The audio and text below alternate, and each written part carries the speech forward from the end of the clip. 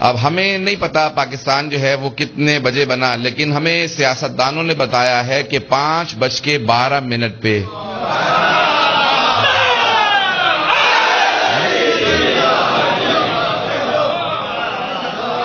جب وقت لکھا گیا تو 5:12 تھے، 14 تاریخ تھی، بنانے والے محمد علی فاطمہ تھے،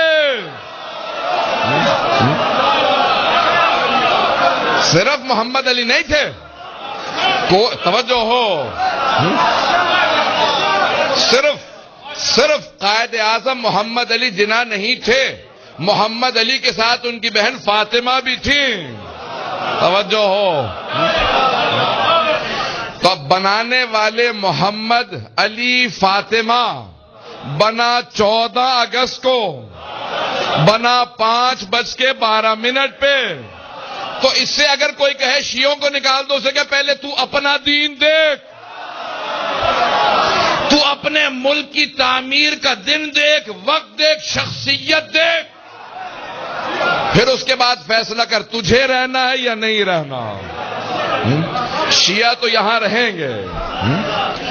بنانے والے قائد اعظم محمد علی جناح، درست ہے کہ ایک آغا خانی اسماعیلی فیملی میں پیدا ہوئے تھے، لیکن 1911 میں ان کا خوجہ جماعت، بمبئی کی جماعت میں خوجہ شیعہ اثنا عشری جماعت کے اندر ممبرشپ فارم موجود ہے، جہاں پہ فارم انہوں نے پر کیا اور کہا کہ آج سے میں اعلان کر رہا ہوں کہ میں 12 کا ماننے والا ہوں۔ پتہ نہیں توجہ ہے یا نہیں؟ تو انہوں نے اعلان کیا تھا کہ میں 12 کا ماننے والا ہوں، اب جتنے بھی پاکستان میں بسنا چاہتے ہیں وہ کم از کم 12 کی مخالفت نہیں کریں گے۔ فیضان گرامی، اس میں بے انتہا شیعوں نے قربانیاں دی ہیں، اور جتنا پیسہ اس میں شیعوں کا لگا، کسی کا نہیں لگا۔ آج چند شخصیات کا نام جلدی جلدی پیش کر دوں گا، کیونکہ آج پاکستان کا روز تاسیس ہے، جلدی جلدی اشارہ کر رہا ہوں تاکہ آپ بہت خود اعتمادی کے ساتھ کہہ سکیں، سر اٹھا کے کہہ سکیں میں پاکستانی ہوں اور میں شیعہ مسلمان ہوں، پاکستانی اور شیعہ مسلمان ہوں۔ ہمارا پہلا فریضہ ہے پاکستان کے اندر پاکستانی ہونے کی حیثیت سے، اس کا اگلا زینہ ہے مسلمان ہونے کی حیثیت سے، اور آخری مرحلہ ہے اہل بیت کا ماننے والا شیعہ ہونے کی حیثیت سے۔ ہم اپنی تینوں حیثیتوں سے کبھی انکار نہیں کر سکتے۔ ہمارا فریضہ ہے پاکستان ہونے کی، پاکستانی ہونے کی حیثیت سے ہم پاکستان کے فرائض ہیں، ہماری گردنوں کے اوپر حق ہے پاکستان کا، اور ہماری مادر وطن ہے پاکستان، ہماری ماں ہے، ہماری دھرتی ہے، ہماری سرزمین ہے، اور حب الوطن من الایمان ختمی مرتبت کی حدیث ہے شیعہ سنی کتابوں میں کہ وطن کی محبت ایمان کی علامت ہے۔ اسلام میں نیشنلزم کا تصور نہیں ہے، انتہا پسندی کا، لسانیات کا، قومیات کا کوئی تصور نہیں ہے، لیکن وطن سے محبت ایمان کا جز ہے۔ پتہ نہیں بات واضح ہے یا نہیں؟ لسانی تعصب کا اسلام میں کوئی بھی لسانی تعصب کی کوئی گنجائش نہیں ہے، نسلی تعصب کی، رنگ کی، نسل کی، قومیت کی تعصب کی کوئی گنجائش نہیں ہے، لیکن اسلام نے اپنے وطن کی محبت کو ایمان کا جز قرار دیا۔ پیغمبر اسلام فرماتے ہیں کہ اتنی مدت ہو گئی مجھے مدینے آئے ہوئے، اس کا نام یثرب تھا، میری وجہ سے مدینۃ النبی رکھا گیا، لیکن مجھے آج بھی مکہ یاد آتا ہے، مجھے آج بھی مکہ یاد آتا ہے۔ حب الوطن من الایمان، پیغمبر اسلام نے کہا کہ کبھی انسان کے دل سے وطن کی محبت، اگر کوئی ملک کا خائن ہو، خیانت کار ہو، تو سمجھ لیجئے منافق ہے، اگر بات واضح ہو رہی ہو۔ میں پاکستان کی سیاست پہ زیادہ نہیں پڑھنا چاہتا، لیکن دو باتیں صرف عرض کروں گا اور بات کو مکمل کر کے آگے بڑھ جاؤں گا۔ آج عزیزان گرامی، پاکستان کے اندر جتنے بھی حالات جو بنے ہیں اس کے اندر ہماری اپنی کوتاہیاں بہت زیادہ ہیں، پاکستانیوں کی اور اس کے اندر پھر شیعوں کی۔ اگر ہم متحد رہتے تو جس طرح سے پاکستان جب بنا تو اس وقت صرف 10% آبادی شیعوں کی تھی، اور شیعہ لیڈ کر رہے تھے، رہبری کر رہے تھے، اس وقت شیعہ رہبری کر رہے تھے اور سب شیعوں کے پیچھے قیادت میں چل رہے تھے۔ سب جانتے تھے، صرف اور صرف یہ جو تکفیری ہیں اس زمانے میں بھی کہتے تھے نہیں یہ قائد اعظم نہیں، کافر اعظم ہے، یہ نئی بات نہیں ہے، پتہ نہیں آپ لوگ گھبرا کے سن رہے جیسے سر مجھے پتا۔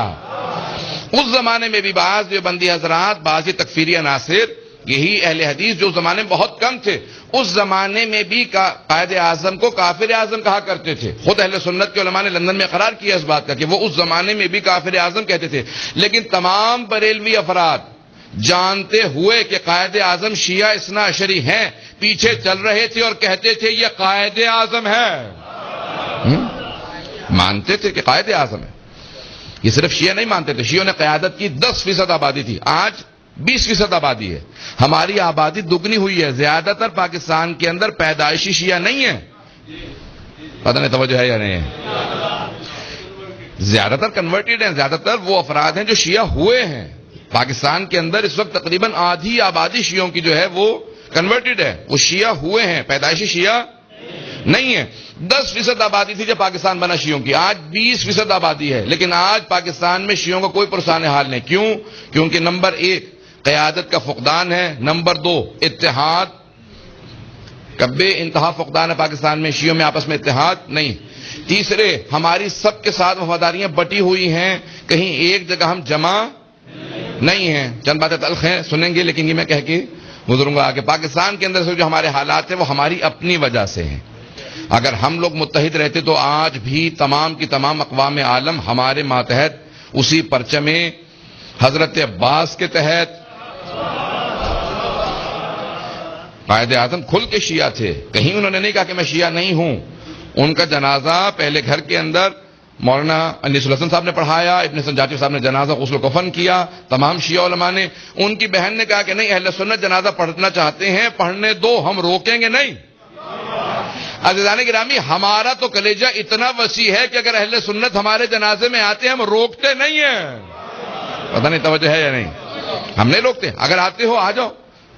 تو مرحومہ فاطمہ جناح نے جب تک زندہ رہی 1964 تک مسلسل قائد اعظم کی مجلس کرواتی رہیں کہ نہیں وہ شیعہ تھے، ان کی مجلس ہوتی رہے گی. اور آج بھی مجالس قائد اعظم کی جاری رکھنی چاہیے تاکہ وہ افراد جو شبہ ڈالنے کی کوشش کرتے ہیں کہ وہ شیعہ نہیں تھے یا آغانی تھے، تاکہ انہیں واضح ہو جائے کہ قائد اعظم محمد علی جناح شیعہ اثنا عشری تھے، 12 اماموں کے ماننے والے شیعہ تھے.